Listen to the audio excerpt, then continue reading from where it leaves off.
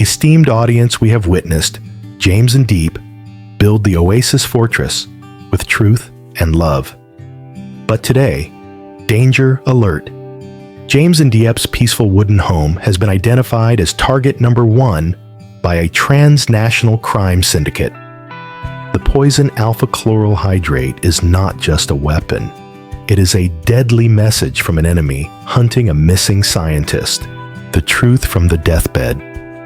In his final encounter, James's dying father, Lam Van Fat, handed down the ultimate secret. Diep's simple copper wedding ring is the key, containing the access code to a pristine billion-dollar fortune. The enemy is lurking. They don't want the money. They want your brain and your son's life.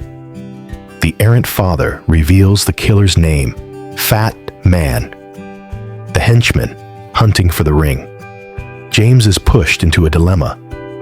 He must use the cursed copper ring as bait to draw the assassin out of the shadows. The Oasis Sanctuary is on lockdown. James will have to turn his carpentry workshop into an intelligence center and use his own genius to fight back. Don't miss the next chapter, the billion-dollar bait and the hunt for Fat Man's. Like and subscribe now. Can James protect his family without falling into the criminal vortex created by his own father? After the night, Diep went into labor, and baby James, Lam An, was born healthy in the loving embrace of their new wooden house life. At the Oasis, seemed to have reached the completeness James and Diep had always dreamed of. 3 weeks passed. Amidst the sound of the stream, the scent of pine wood and the smell of warm milk. Everything was simple, yet as solid as the foundation of their home itself. James was fully immersed in fatherhood. The John Copper workshop was still running, but the pace had slowed down. He spent most of his mornings holding his son, putting him down for a nap in the oak crib, beneath the sun that filtered through the curtain-less window the light of truth he had chosen. Diep, though still recovering quickly, regained her strength. She tenderly cared for her son, her eyes beaming. Her online teaching continued in the evenings when James was on baby duty. Her Sowing the Seeds of Truth class became even more special, as she now taught from the practical experience of rebirth. All worries about the past seemed to have vanished, swallowed by the anonymity and peace of the valley. They had cut off almost all contact with the city, keeping only a few trusted connections. They believed that in this remote place, no one could find them unless they themselves wished to be found. One early morning, before the fog had fully lifted and James was feeding the chickens with Nye behind the house, an unusual sound broke the familiar silence. It was the sound of a car engine. At the Oasis, the only vehicles that usually passed through were rickety motorbikes or small trucks carrying local produce. James paused, the survival instinct of a man who had long lived on guard immediately activated. He glanced at the old mechanical watch on his wrist. It wasn't time for Mrs. Huyen or Mrs. Lum to visit. The car stopped at the beginning of the dirt path leading to their house. It was a clean black sedan, looking out of place compared to the surrounding mountain scenery. A man stepped out. He was wearing a dark business shirt and sharply creased trousers, a complete anomaly in the remote forest landscape. Nye innocently cheered Daddy. "We have a visitor." James reassured his daughter, but his hands were clenched. The cold feeling of dread crept back. The Oasis was a place James and Diep had chosen to disappear to. Anyone who found them here was not a casual acquaintance. The man began walking down the dirt path. He wasn't dressed in a luxurious suit, but he wasn't a local either. As he got closer, James could see him more clearly. He was a neat, well-kept man, carrying an old leather briefcase. Most importantly, he was wearing a police badge. James let Nee run into the house, instructing her, "Go, stay with Mommy. Tell her not to open the door for anyone. Daddy will check it out." He stepped onto the porch, standing tall, his gaze fixed on the stranger. The officer stopped a few meters from James, right where the sunlight began to pierce through the pine trees. He looked at the newly built wooden house, then at James, who was standing there in old jeans and a worn t-shirt. Only then did he raise his hand in a military-style salute, his demeanor serious but not threatening. "Hello, Mr. James. I am Lieutenant Thanj from the Provincial Police's Economic Investigation Department. I apologize for this sudden visit." Lieutenant Than pulled an ID card and some papers from his briefcase and showed them to James. Even though James was mentally prepared, he was still surprised. "Economic Investigation Police. I don't understand. I handed over all the evidence related to the former CEO of the corporation to the police chief in the city a long time ago." James said, his voice even and steady, masking his anxiety. "Everything related to the corporation and me has been settled." Lieutenant Thanj nodded, putting his ID away. "Yes, we know. Your file and Ms. Diep's file were closed after our investigation was completed. In fact, you helped us tremendously. So, what brings you here?" James asked, his vigilant eyes never leaving the officer. He was afraid this was a new trick, a sophisticated trap. He had chosen this life. He didn't want to return to the mire. Lieutenant Than took a deep breath, glancing around the valley, seemingly to ensure no one was listening. "I am not here because of the corporation's business. I'm here because of your son's oak crib." James was utterly stunned. The oak crib. The crib made from the batch of chemically contaminated wood. He had managed to discover that plot before Diep gave birth. He had immediately destroyed that batch and personally made a completely new crib for baby An, using clean wood and natural oil finish. That oak crib, I destroyed it right after I found it was poisoned. You know about that. I do. And I'm not here looking for that crib, Lieutenant Than said, taking another step closer. I'm here to investigate the toxin that was used to impregnate that batch of oak wood. Mr. James, we found out it wasn't just common poison. It is an extremely potent chemical called alpha-chloral hydrate. Lieutenant Thanj reached into his briefcase and pulled out a thin document. Alpha-chloral hydrate is a Category A controlled substance tightly regulated. It is not used in any wood industry. But what's more frightening is this. This substance has another name in the criminal underworld.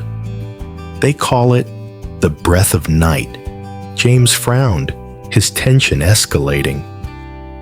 And what does that have to do with me? It connects to another case, James Taunt replied, lowering his voice.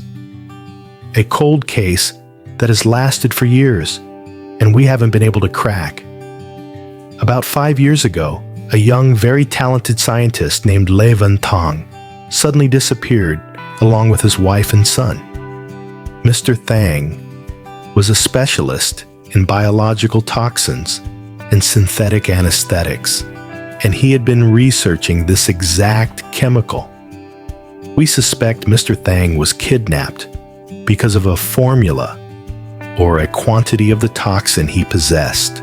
We didn't find Mr. Thang, but we did find traces of this toxin in an abandoned house in the suburbs. And yesterday, after receiving information from the police chief about your contaminated batch of wood, we reanalyzed the residue samples. The result is the toxin on your wood has the same formula and purity as the toxin in the Thang case file. James felt a jolt run down his spine. He had thought he was merely the victim of an act of personal financial revenge. But the truth was more terrifying. His enemies didn't just want to destroy him.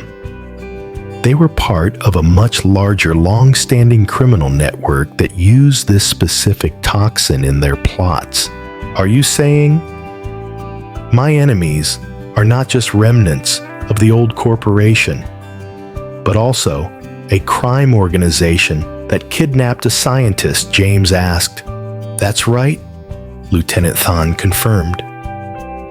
Their use of the breath of night to target your son's life shows their level of depravity and their scope of operations. They are not just corrupt officials. They are dangerous individuals with connections to the underground scientific community. I need to know. James, do you remember anything unusual about the person who provided that wood batch? Any small detail about the supply chain, the delivery man, or any specific marking on the wood?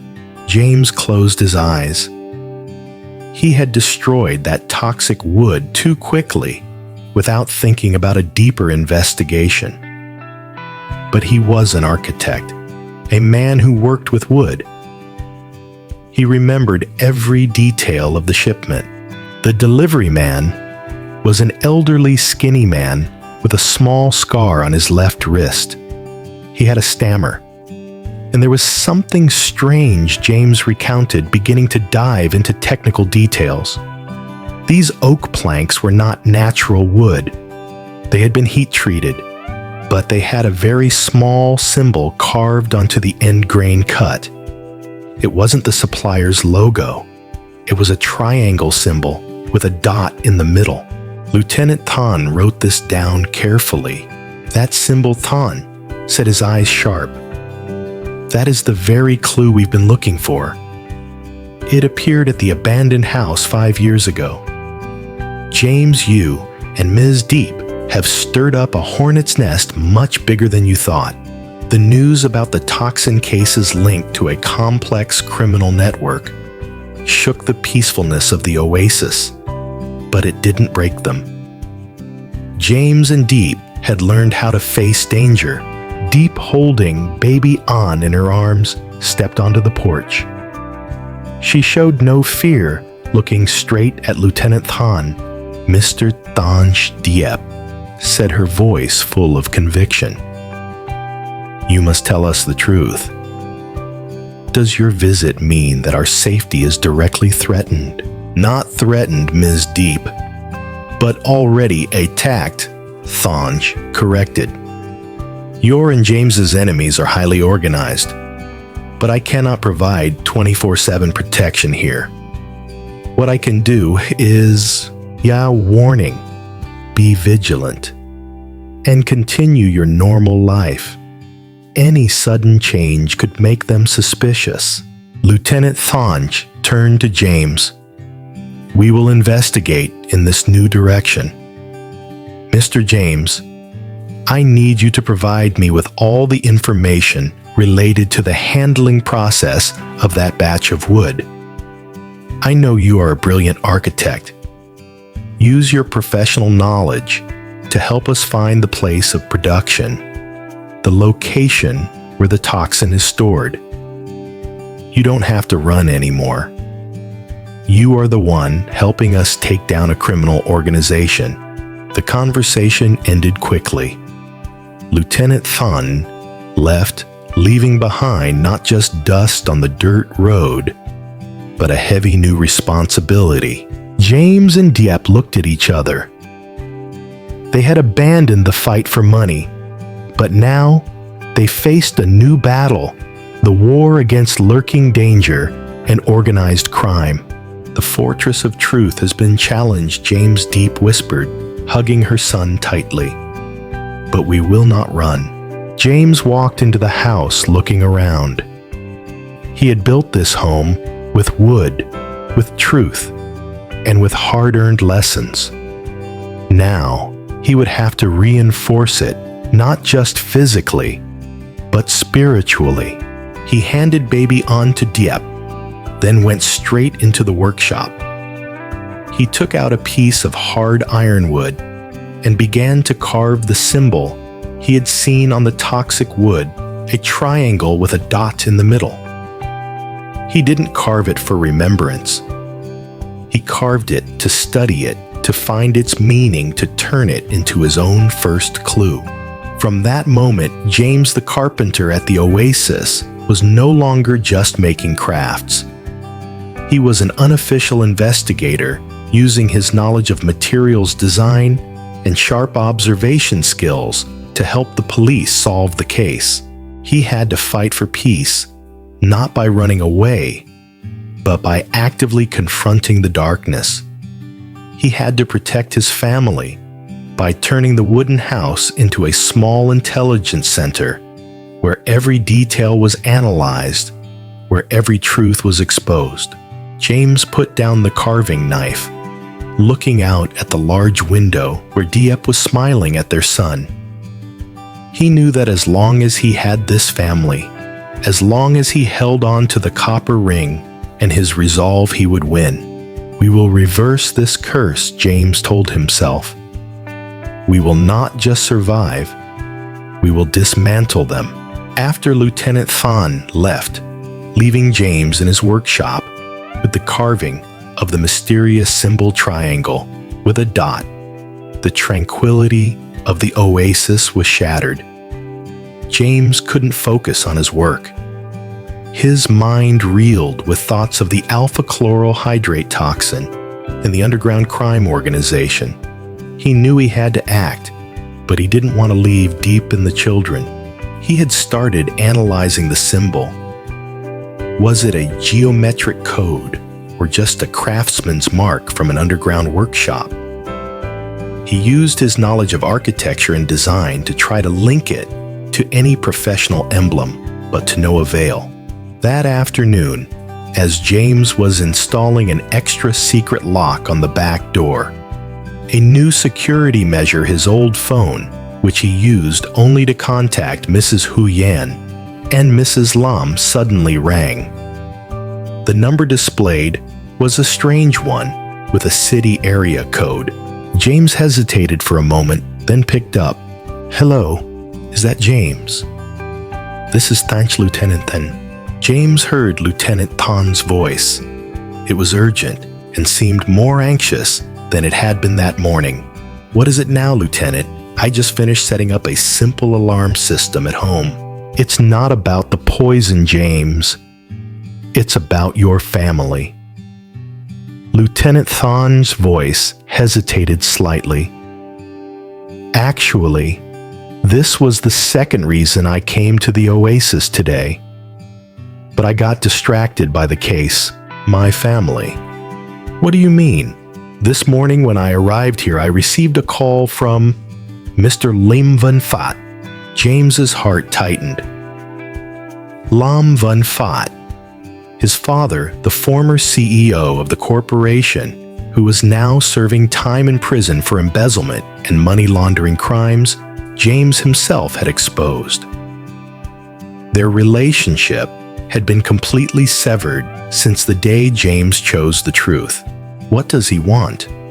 James asked, his voice rigid, devoid of any emotion. "He wants to meet you. Urgently." Lieutenant Thon continued. "I tried to persuade him to speak over the phone, but Mr. Phat was insistent. It must be face to face. Only James will understand what I need to say. He said this involves a long-buried secret and could affect the safety of you and your family."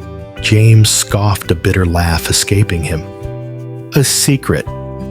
My father is only good at keeping filthy secrets and building magnificent lies. After everything that's happened, he thinks I'll believe him. I know you have reason to doubt, Lieutenant Thon said. But I spoke with the prison warden. Mr. Fat has been very weak lately, and his mental state seems unstable, but he sounds genuine.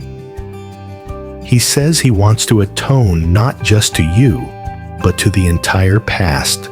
And why are you involved in this? James remained cautious. For a simple reason, James. Mr. Fat asked me to come to you and say, as long as James agrees to meet, I will tell him about the person who delivered the poisoned batch of wood to him. This offer struck at James's fear and desire.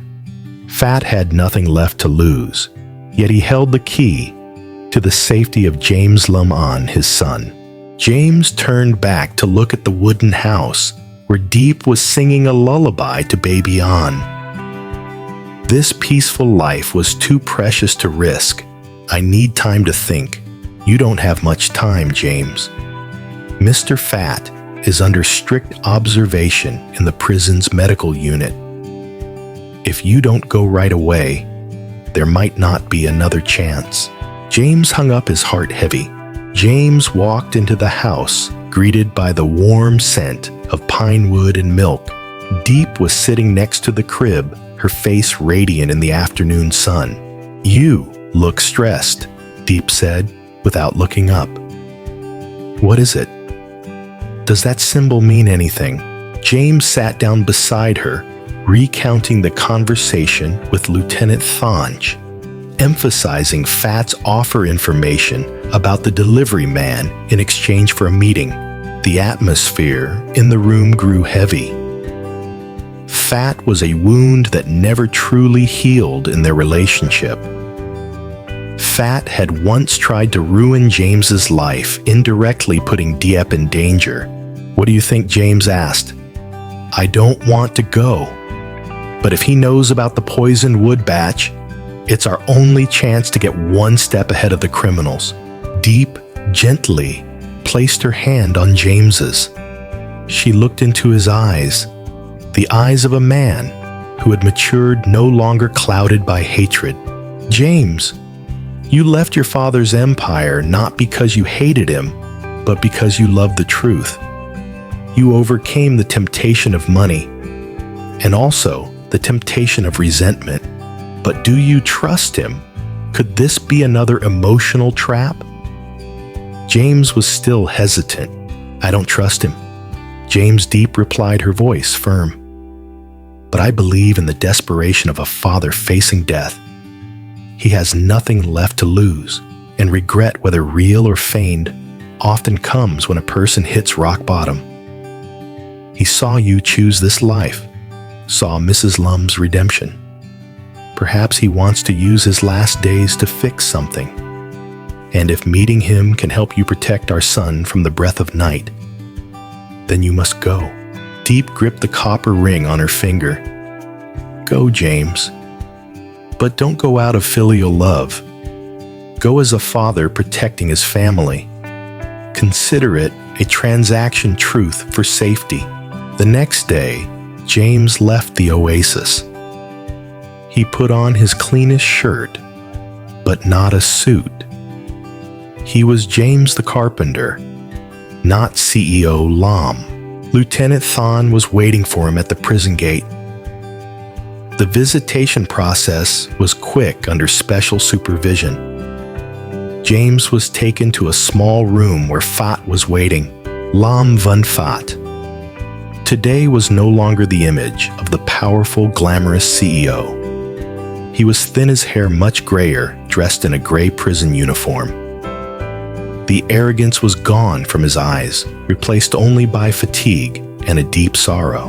The moment James walked in, Fat looked up. The distance between them was not just the old wooden table, but the abyss of the past.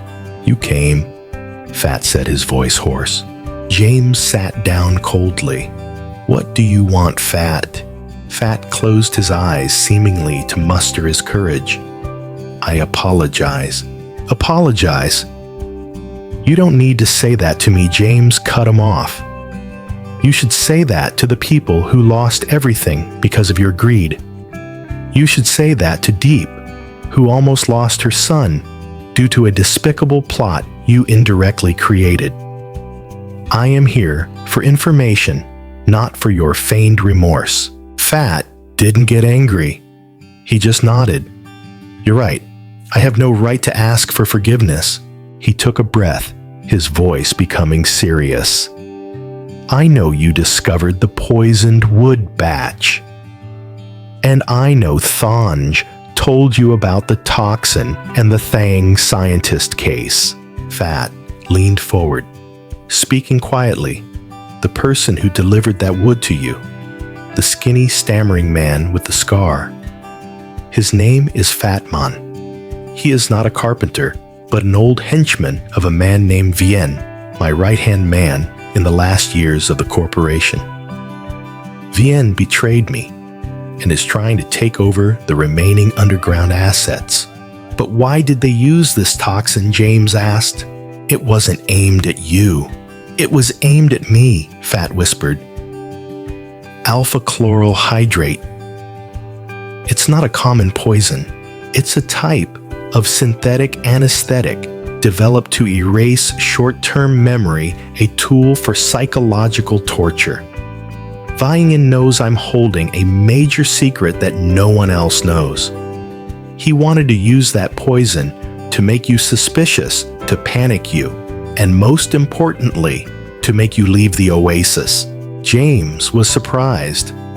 They want me back in the city. No, they want you separated from Diep, and Ly Fat explained. The secret I'm holding involves Diep's copper ring. James clenched his fist.